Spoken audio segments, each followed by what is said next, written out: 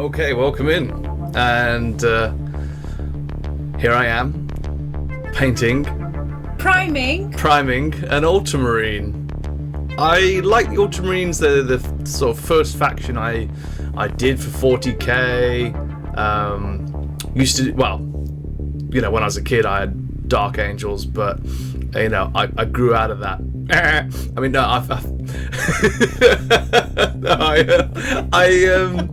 I decided that second time around I wasn't going to be a heretic. No. I decided that I really like Ultramarines. Stop laughing. Come on. You guys, what do you think about Ultramarines? I've done a lot of different Ultramarines, haven't I? And I can tell you what I think about Space Marines. well, hang on. I've done a lot of different Ultramarines. Here are a few of them coming up now. I've done them with Games Workshop paints. I've done them with Vallejo paints. I've done them with P3 paints. You know, I've never been able to sort of like settle on them. That was my own homebrew sort of Ultramarines chapter with a bit of red in there, which I kind of liked for a while. And then I went back to doing what was standard Ultramarines with the Games Workshop paints there, which looks really good, but the sort of like the lighter blue on there, which was like a techless blue, was an absolute nightmare. So I thought, let's use Reaper paints. So we've got Ultramarine Shadow, Ultramarine Blue, and Ultramarine Highlight there. Dead simple. Really nice. Ebony Flesh, Nightshade Purple for the non-metallics, size 2 Art Sobus brush, and there we are to go. So what we do here is very simple. I apply like a dark sort of shadow layer, which is like a black and a brown and a blue mixed up together. It's like a dark purple, and then I layer the Ultramarine shadow paint over, and then the mid-tone, and then well, I decided to not use the highlight in the end. I did the 2 dark tones. I used a bit of highlight, but not fully like I would normally. But yes, you're going to see me doing this across the model. And that is, you know, I'm picking up the light tones here, getting all the colours on, and it's that simple. You know, it's just those 3 colours, used bit by bit, wet blended in. It doesn't have to be complicated to make it look good, doesn't it? But as you know, with Space Marines, the thing that takes the most time is the edging. Yes, and this is what I was going to say. For me, Space Marines is a bit of love-hate relationship. They're nice once they're done. Yes. And done properly. So here we're doing the non-metallic. So again, Reaper have got their own triad of paints, which is like non-metallic gold shadow, non-metallic gold, and non-metallic gold highlight, and they are incredible. So I've put those 3 on, those 3 colours, and then all I'm doing is going over with some ivory, which is general whitest, nice off-white that we use for everything. Very bright, really good for metallics, and I put the ivory around most of the edging there. So what do you think about Space Marines? Because you've got some. I mean, when first I started painting, for me the Space Marines didn't really appeal to me. Because they're at the very beginning. They're very sort of men in weird boxy armor. Yeah, and I was feeling like Space Marines, this is probably not an army for me, but then they're not very effeminate, are they? No. But then I thought, well, you know, I can't really say whether I like them or not if I don't paint one. So yeah. I painted a couple of Space Marines by now, and I really like painting them. The only thing I hate about them is the edging. I think that the edging drives me, insane. It can be a lot of time, can't it? Yeah, it can be a lot of time. So I really like painting the shoulder pads, and I could spend, hours and hours, highlighting the shoulder pads and doing, those beautiful colors. I like myself Imperial Fists. I probably really should have included some of yours in here to show examples of what you've done. If you guys want to see Evelina do a Space Marine, we can let us know in the comments, and maybe we can make that video happen. Oh, maybe. So, you've got your Imperial Fists. You like the yellows? I like the yellows. I mean, the Imperial Fist I painted started with a lot of dark browns, and everyone was calling me out. It's a mustard marine. It's not an Imperial Fist. So, but in the end I got there with those yellows, and I spent literally hours on painting one. The only thing, like I say, for me was just the edging. The edging just drove me crazy. So again, with our art style, what we do is we paint something once. We've got a black undercoat, so what I was doing there was I've already gone over the model once. It's cured. It's gone a little darker. So I've gone over the blue again with the regular ultramarine blue, which has made it sort of pop out quite nicely there.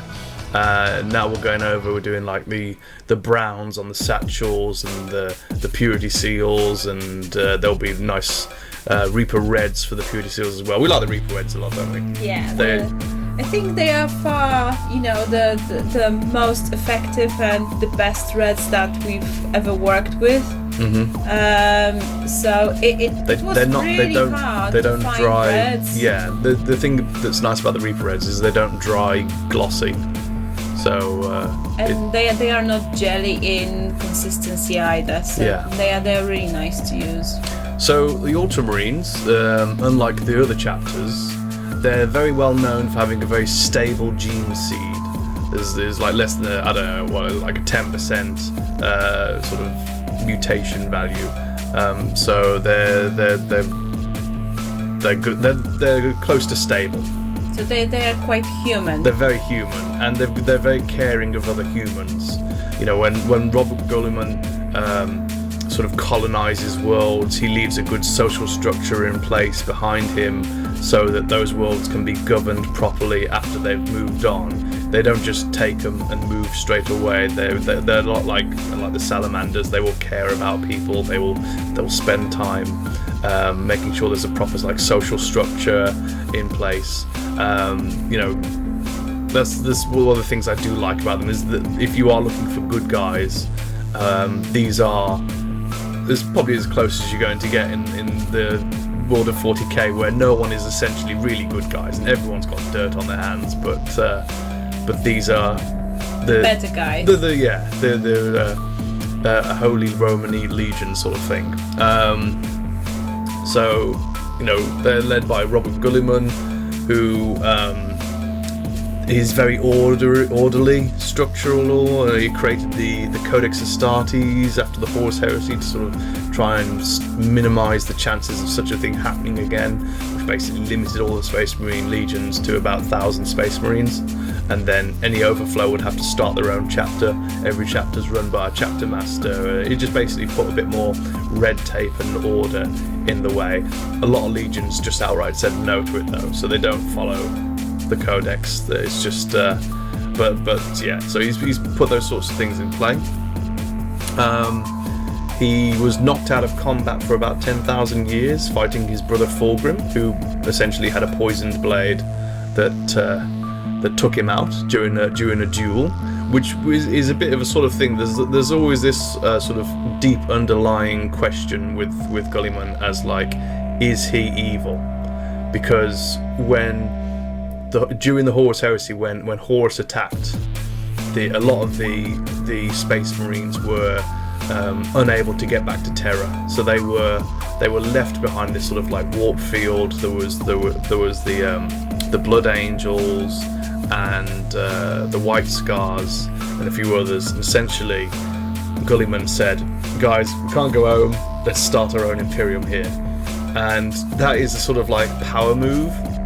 So a lot of people would look at that and say, okay, was he always part of this? Was he planning this?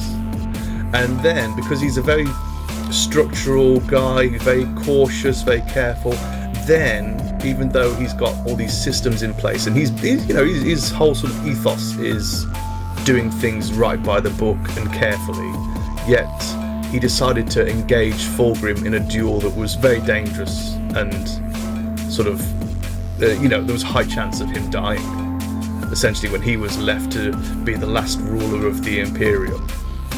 So there's a few things outside of his character that have happened that people sort of question as to whether or not he's part of a deeper plot, he's part of a further beyond plot. So let's say, for example, that he was made aware by the Dark Gods that if he was put into stasis for 10,000 years, that he would then be handed the Imperium officially and properly, rather than having to rule in his father's stead while his brothers bickered. So there's that to it. There's the fairly whole... controversial, that It is very controversial. So it's like, you know, these are the good guys, but, you know, people look for a greater evil in good things, and there is that sort of issue to it. Here I'm doing the leatherwork, all the browns with leatherwork, lots of browns, and then you know, cream for the edging and for the warping and twisting. Any cream colours will do. A lot of the time I use Xandri Dust, which is a Games Workshop colour. I use one of the bone colours from Reaper for this one, which I think will be on the picture, on the video at some point. But yeah. So the Ultramarines, unlike a lot of the other chapters, they own a series of worlds. They own like 500 worlds rather than having just one home world, one citadel. And they wanted to conquer the solar system. They're big. Essentially, anything that I think it was something like 30% of all Space Marines in existence today are Ultramarine gene seed, because they were one of the few. They were the biggest faction that avoided combat during the Horus Heresy. So while Horus was fighting on Terra with the Emperor and the Imperial Fists, the Ultramarines were hanging back, unable to get home. So that even though they were a massive faction, they essentially survived the war. Oh, so they were hanging out on different planets. This is the thing. Because someone left them behind. This is the thing. Is that like I said, if he was part of a deeper plot to surpass and control the Empire, let's say that Guilliman was shown the same truth that Horus was shown, that the Emperor had hidden agendas. And let's say that Guilliman decided that he was going to actually rule in the Emperor's stead. Well, Horus was always referred to by the Chaos Gods as the sacrificial king, so they never planned to keep him on. And, you know, they've got what they want at the moment. They've got this eternal war, and they've got an enemy who isn't defeating them. So sort of like they think he helps them a little bit by going, sort of leaving these guys out and, you know, stepping back a little bit. Yeah, so they've sort of, you know, it could be seen that they've struck a bargain. You know, Guilliman is ruling the Imperium successfully. Every what is it, like every minute 10,000 psychers are sacrificed to keep the Emperor alive, which obviously pleases the Chaos Gods. And at the same time, Guilliman is able to keep humanity safe under his control, more or less. So sort of it keeps the balance between the Chaos Gods and, you know, and humanity. And he was able to keep all of his sons out of the war until afterwards, when they would, because they were locked outside during the fighting. This sort of put them in a position. Kept them safe. This is the thing. So, oh my god! So he was, you know, he's left in a position of power, and now he's got a sort of Eldar bride, who is one of the models similar to the one that Julie sent you, which wouldn't have been okay under the Emperor. Well, I think it would have been looked very heavily upon. Right. But so, you know, everything's going his way. All right. You know, in a weird way. As much as he does talk about how unhappy it is with it all. So he's happy chappy in the end. I say actions speak louder than words.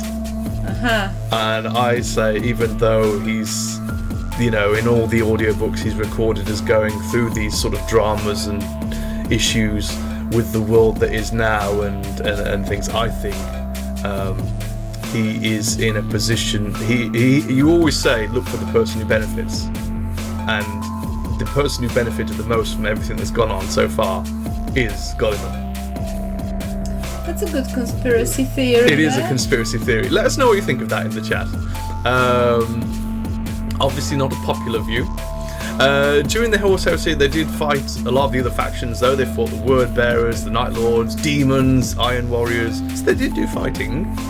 You know, they did do the good fight, but they weren't taking heavy losses. Oh. Yes. Yeah. So as if to show that there was a deal with chaos in the end. Potentially. They have had their difficulties though. The Ultramarines' homeworld Macragge was invaded by the Tyranids. You're one of your favourite factions. Yay, my favourite. And so they suffered heavy losses there while Guilliman was out of action. Okay. So the defences were led by Marnius Calgar, and so essentially they have suffered. Maybe Kelga wasn't in the know. I don't think he was. I think this is the thing, is that if he was the innocent. He was innocent. I think a lot of the Ultramarines have got good spirit, good intent. I think they are the good guys. I don't think the conspiracy theory is true, but it certainly leaves a very open plot for the future of 40k. I don't think at this point they could turn the Ultramarines into the bad guys. Well, questions will have to be asked Questions about all will of have this. to be asked. I mean, there is the whole thing with like Alpha Legion and how a lot of the other Chaos, well, heretic Astartes, they're not really heretics. They're more like fallen out of favour with the Imperium. They don't share the same goal. And the Imperium itself had pretty distasteful goals. They did forcibly conquer world after world and turn them into massive factories rather than let them sort of blossom on their own. Yeah, they didn't let them grow on their own. They didn't offer the helping hand and greater technology. They took from all of these worlds, and there was many worlds with more advanced tech that essentially the Imperium had better numbers of, and they just burn them to the ground essentially. So yeah, like my poor orc planet. Well, we'll forget the orcs for now, because that's a whole heap of mess to get into.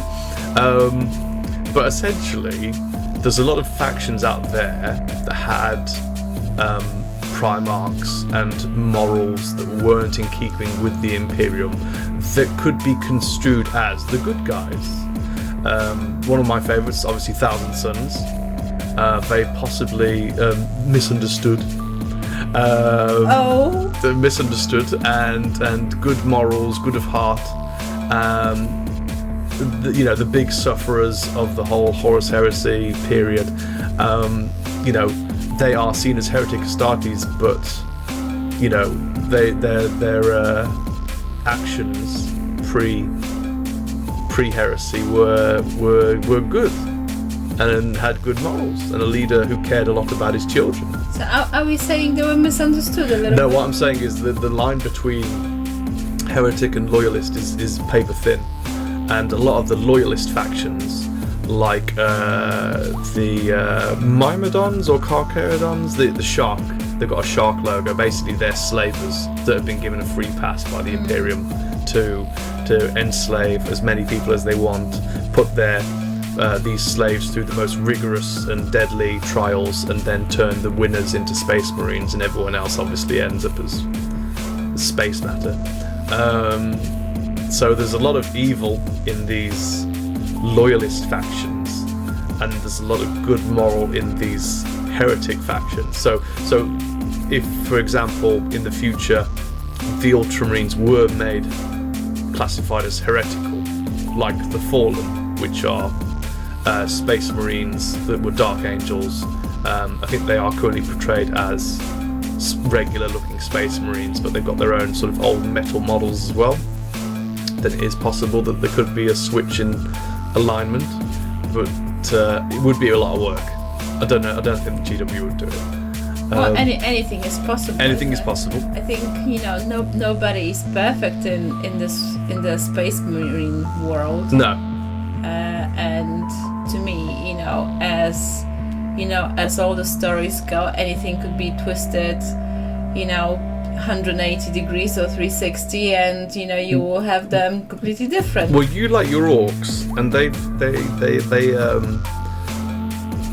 I would say they don't really have feelings for those that they invade, but I wouldn't say that they're evil of intent. They just want to fight. They're more like metalheads that were portrayed because this is what they were created for originally, weren't they? They were created for fighting by the old ones, yeah. So, but they don't ever sort of come across as twisted. No, they are orcs. Orcs are very simple creatures. They were created for fighting. They know how to control some of the mechanical things. Well, the more orcs that there are, the more intelligent they get. Yes. And the bigger they get as well. So they start off as dum-dums, but then they work their way up. But maybe we can leave that discussion for another Yeah, day. we will. But yeah, here we are doing the non-metallics using Nightshade Purple, beautiful Reaper Purple. It's really black purple that you can add a bit of ivory to. It makes this lovely grey mid-tone. That colour is very potent, isn't it? It's really good. It's not the black that you want to use. The black. It's got that really nice shade. So when you mix it with ivory and you create mid-tones with that colour, it just creates that something in between purple, something in between blue. It's not a flat grey. No, it's not a flat grey. Which is nice. Which is really nice. So it's sort of got a bit of a bluish tint to it, which makes it very good for steel. So I mean, we use that for everything now. Yes. It's bang on. Like I said before, Ultramarines, Space Marines. There's a lot of going over because it's such simple shapes. It's not anything that's done wrong is easily spotted. But when you take time like now to do like the edging, all the white edging going around everything, it makes the image more and more perfect. I don't think they're good models for people that are new to the hobby. I don't think they're good for starters, because to get them looking nice, you have to spend a lot of time on them. Whereas, like for example, in the previous video that we did on demons, someone who's brand new to painting could pick up a demon and have a whale of a time with it, and they wouldn't have to do all of this edging, and their model, regardless of what colours they picked, etc., would look quite fantastic. Whereas with the Space Marines, you have to be very uniform with them. They have to be very perfect. And quite oddly, this is one of the Space Marine hero models. It's a bit odd to paint a regular Space Marine now instead of a Primaris. But it was nice. I am looking forward to doing a Primaris in these colours as well, because I think this is my solid colour scheme for Ultramarines. I mean, I think I agree with what you said about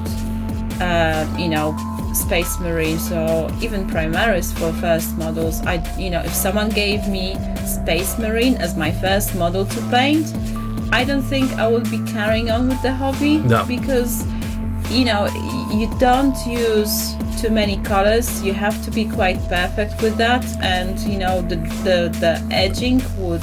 There's a lot of monotony there. Yeah. Like for example, if I got you into the hobby and said, "Oh, you're gonna do Ultramarines, or Imperial, so I'll buy you £200 worth of Space Marines, and you can sit there and paint you can paint 80 of these Space Marines yellow."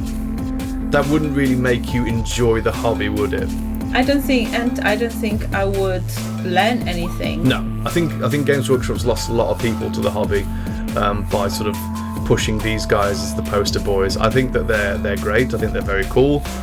It certainly has a much more of appeal to men though than it does to women. Yeah. At least I feel that way about it. I feel like it's very hard I found it very difficult to find a race in 40k that you connected with. Yeah, it was very hard for me too. I remember when you started painting and you had Ultramarines, and we went on to the 40k section and on the Games Workshop on the website. Games Workshop website, and I was scrolling through those armies, and the only army that I sort of could potentially connect was Dark Eldar, not knowing the lore. The only appeal that Dark Eldar had for me at the time was that, you know, their poses were in motion, and I felt they were a little bit more feminine than everything else on. They do have some nice female models like the witches. The witches, definitely. Which does help, yeah. but I think in the sci-fi universe, which could be filled with literally anything, in a sci-fi universe where you could have the most beautiful, elegant female forms, you could have a race of plant people, not like Sylvanas, but like more like the Reaper mushroom ladies, you know, with the fungal queens. I think you could have a race of those. You could have a rebel group that wear like leather armor and you know, like rogue traders, but female. A mixed female and male group of scavengers that have decent kit, maybe some high-tech kit, but not necessarily the highest grade armor. Even like, you know, just a simple example, Escher Gang from Necromunda. Yeah, perfect. Yeah. Also, just to cut in here, so we're doing the emblem. I didn't do it right first time. I did it too big. It's been a long time since I've done an Ultramarine emblem. I started by putting some marks in the middle of the pauldron so that I could get the symmetry right. It looks okay. It looks okay. I did a darker colour first, and then I went and put lighter colours on. Much like all the painting we do, we have a dark, a medium, and a light tone.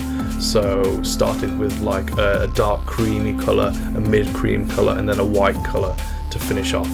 It does look okay, but when I looked at it when it was finished, it was a bit too aligned to the left and a bit too aligned to the bottom, and essentially it wasn't quite the Ultramarine symbol that we all know and love. So it would have been great if it was my own chapter, but I did go back and redo this, which you'll see on the later pictures. So if some of you are kicking the keyboard right now and smashing and shouting your head at the screen that isn't an Ultramarine symbol, don't worry, things do get better. But essentially that was just me showing the freehand that can be done for there. What would you say is the best way of starting free-handed symbol? So on these shoulder pads, you've got a middle point, which is the highest point at the top of the shoulder pad, and you sort of want to find that and then draw an invisible line down in your mind. Mm-hmm. Make sure you're holding it at the angle of the shoulder pad. So, you know, this is why I've got the spacemarine on a tilt, so that I can see, you know, where the line should be going down the middle of that shoulder pad. So the logo is done in the perspective of wherever the shoulder pad is leaning, and then the highlights are done to meet with that as well. So I'm not putting white absolutely everywhere on these logos. I'm putting it more towards the top of them. So where the light would go. Where the light would go, yeah. And they're not as bad to do as people think. You know, once you've done them a few times. I did my Chaos Red Corsairs, and they've got quite an advanced logo, which was quite tricky the first time, but you know, once you start doing a load of them, it ends up being quite easy, quite very doable. So essentially here we finished the model and we were doing the rim. Woo! But it didn't quite sort of like sit with me very well how it looked. I showed it to you. You looked at it. Yeah. And you said essentially the highlights weren't strong enough. It was quite a flat model. Yeah. The edging was there, but the color wasn't on the plates of armor. And I didn't want to go really light blue like on my previous pieces. So what you'll see at a later date is I choose another 2 Reaper colours and go over them. This is me doing the leather work here again. That all finished off. I couldn't decide on colours for the grenades. Love of God, guys, if you know better colours to use for Ultramarine grenades, let me know in chat, in the comments. Love to hear about it. I just couldn't make my mind up at the time. This was painted in the early hours of the morning and I wasn't sitting there looking through the codex to try and find good examples. So yeah. I think he looks good. Personally, I like having the models quite bright, so I would personally go with lighter blues, but I know it's not everyone's cup of tea, and especially for Ultramarines. I think that would be a different faction. Yeah. Which would certainly look good with like Thousand Suns, for example. So there's an example of the finished piece there with the redone logo. So I've gone and redone the Ultramarine symbol. People will probably recognise that as an Ultramarine symbol now. Much happier with that. I think the edging on this looks really good. It looks okay, doesn't it? Yeah. It's turned out alright. And it was nice that I got 3 blue paints that were just perfect for it, and they weren't a hassle to use. They were nice to use. They were good fun to use. I didn't have to do layers and layers with them. It was literally just like one layer, and they were good.